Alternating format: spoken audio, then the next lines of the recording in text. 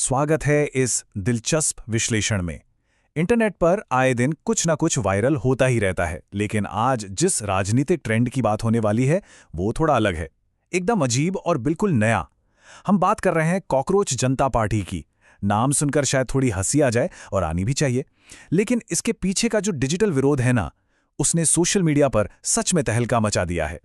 तो चलिए गहराई से समझते हैं कि आखिर ये पूरी कहानी क्या है। सेक्युलर, सोशलिस्ट, डेमोक्रेटिक और लेजी। जी हां, लेजी यानी आलसी।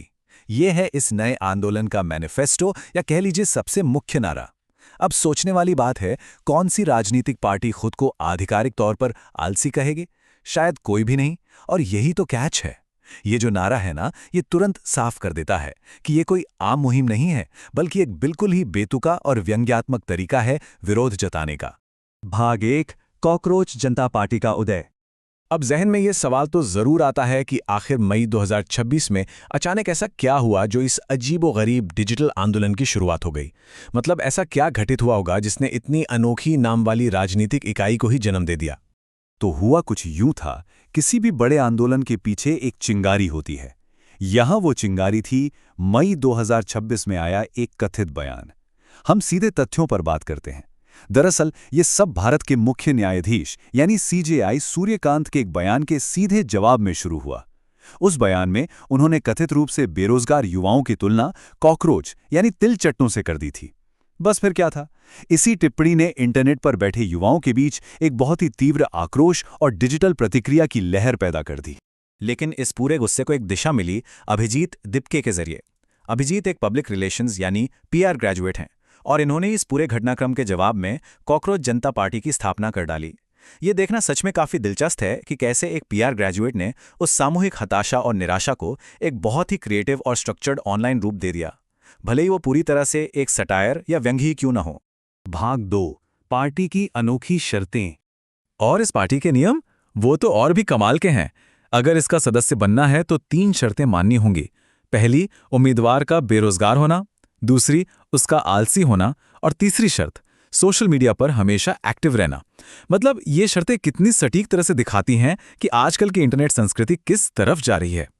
इन नियमों को इतने मजेदार तरीके से ड्राफ्ट किया गया है कि आज के युवाओं के सेल्फ डेब्रिकेटिंग ह्यूमर या खुद पर ही हंसने की आदत की एक बेहतरीन पैरोडी बन जाते हैं।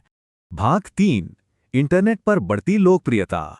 अब देखिए, इंटरनेट पर इस तरह की चीजें आग की तरह फैलती हैं, और ये पार्टी इसका जीता जागता सबूत है। ये सिर्फ एक छोटा मोटा मजाक नहीं रहा। कॉकरोच जनता पार्टी के फॉलोअर्स कुछ ही दिनों में इतनी तेजी से बढ़े कि उन्होंने भारत की कई स्थापित और मुख्य धारा की राजनीतिक पार्टियों को भी आंकड़ों में काफी पीछे छोड़ दिया। ये वाकई इंटरनेट की ताकत है, जो दिखाती है कि कोई विचार कितनी जल्दी वायरल हो सकता है। भाग 4, व्यंग के पीछे की गंभीर मांगें। लेकिन रुकिए, इस आलसी और मजाकिया ब्रांडिंग के ठीक पीछे एक बहुत ही गंभीर हकीकत भी छिपी है। ये पार्टी सिर्फ मीम्स और चुटकुलों तक सीमित नहीं है। सबसे जरूरी बात तो यह है कि पार्टी के घोषणा पत्र में जो मांगे हैं वो बिल्कुल स्पष्ट और तार्किक हैं, जो सीधे तौर पर हमारे सिस्टम की कमियों पर निशाना साधती हैं। जैसे कि पहली मांग, नेताओं के दल बदल पर 20 साल का पूर्ण प्रतिबंध। दूसरी मांग, संसद में महिलाओं के लिए 50% आरक्षण, और वो भी बिना कुल सीटें बढ़ाए। और तीसरी अहम मांग, रिटायर होने के बाद जजों को राज्यसभा की सदस्यता दी जाने पर रोक। ये वो ज्वलंत मुद्दे हैं जो अक्सर असल गंभीर राजनीतिक बहसों का हिस्सा होते हैं।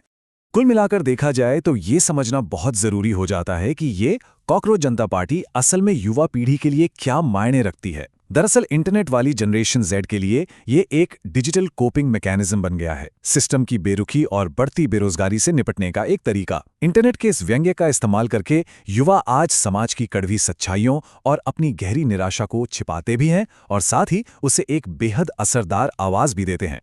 तो एक विवादित बयान से शुरू हुई बात आज एक नए तरह की डिजिटल क्रांति और विरोध में बदल चुकी है। और इसे देखकर एक बहुत बड़ा सवाल खड़ा होता है, क्या आज के समय में व्यंग्य और मजाक ही सिस्टम में बदलाव मांगने का सबसे शक्तिशाली हथियार बनता जा रहा है? आधुनिक दौर की ये विरोध प्रदर्शन कैसे इवॉल्व हो रहे हैं, ये वाकई गहराई से सोचने पर मजबूर करता है। इस विश्लेषण में अंत तक साथ जुड़ने के लिए बहुत बहुत शुक्रिया।